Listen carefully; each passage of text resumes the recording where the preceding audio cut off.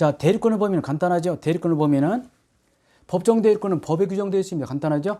법정 대리권은 법에 규정되어 있고 임의 대리권은 무엇에 따라서 수권에 따라서 결합니다. 법정 대리권은 법에 규정이 있는데 이것은 친족상속법이 자세히 되어 있습니다. 특히 친족법에 그런 몰라도 상관없습니다. 법에 있습니다.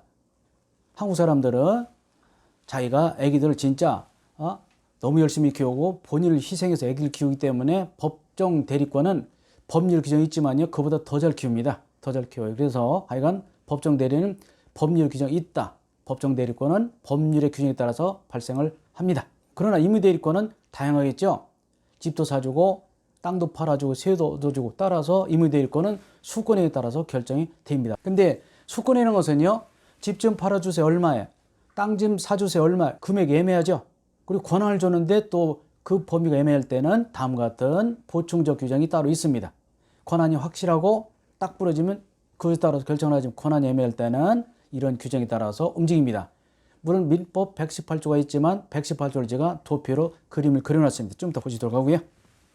자, 우리가 지금부터 배우게 될 대리권의 범위에 관한 118조는 조문 입장으로 줬습니다. 제가 필요 없다고 그랬죠. 어차피 조문 내용이 교재에다 실려 있고요. 작년 여기서 하나 나왔죠.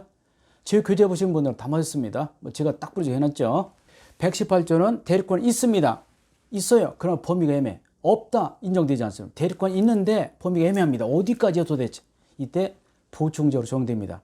대리권은 받았는데 범위가 애매할 때 적용되는 것이 지금부터 배우는 보충적 규정입니다.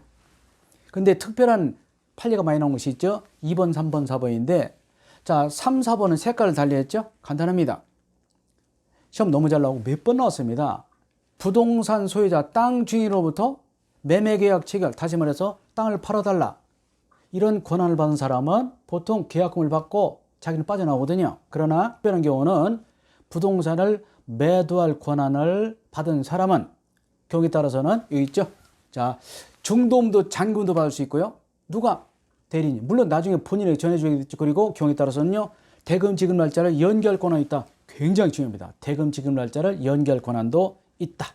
중요하죠. 대금 지급 날짜를 연기. 그러니까 세 가지 중도금 동그라미, 잔금 동그라미, 연기 동그라미. 그러나 제가 색을 달리했죠. 그러나 대리인이 계약을 해지한다든지 대금의 일부를 면제해준다. 있을 수 있어 없어요? 없습니다.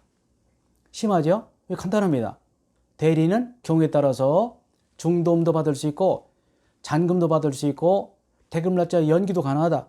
그러나 계약을 해지한다든지 여기 있듯이 대금 일부를 면제 또는 소위 취하 등은 되지 않습니다. 간단합니다. 외우시면 나중에 시험장에 가셔서 이런 키워드 중도금, 잔금, 연기 동그라미 그리고 해제, 면제, 소위 취하 등은 되지 아니한다라고 보시면 되겠습니다. 하나만 더 보시면 대리권의 범위는 여기 시험 나오는 거죠. 대리권의 범위는 여기 권한을 정하지 않았어. 여기 색깔을 달리했죠. 보존행위는 무제한, 이용 계량행위는 예매하면 여기는 이용 계량행위는 권리의 객체나 성질 변하지 않는 범위 내에서 할 수 있고요. 처분은 아예 안 됩니다. 시험이 집중적으로 얘가 나오죠. 자, 보존행위가 뭐냐? 거저 주는 문제죠. 이런 문제가 많았기 때문에 2019년 문제가 비교적 쉬웠습니다. 그래서 좀 걱정도 됩니다. 좀 2020년 어렵지 않을까? 제가 말씀드렸죠. 한 해는 쉽고 한 해는 어렵고 지금은 중개사 협회에서 엄청난 압력을 넣어서 조금 뽑아라. 신문에도 보도됐죠. 똑같은 내용이 며칠 전에 보도됐던데 이거 문제가 됩니다. 그래서 그것도 문제가 있는 것이고 또 그렇다고 해서 그 사람들 탓할 수도 없습니다. 중개업을 현재 개업하고 있는 분들은 중개사가 많이 나오면 안 좋잖아요. 누구나 똑같죠. 다 밥그릇 싸움인데 의사, 변호사, 약사 다 많이 나오면 싫어하잖아요. 그래서 문제는 되지만 조금 어려울 수 있다는 말씀드리고 꼼꼼하게 정확하게 알아두시기 바라고요.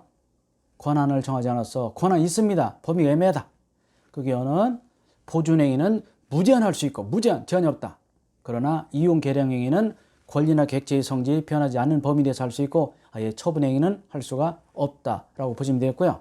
이어서 도표를 보시면서 무엇이 보존행위인지 이용행위인지 처분행위인지를 보도록 하겠습니다.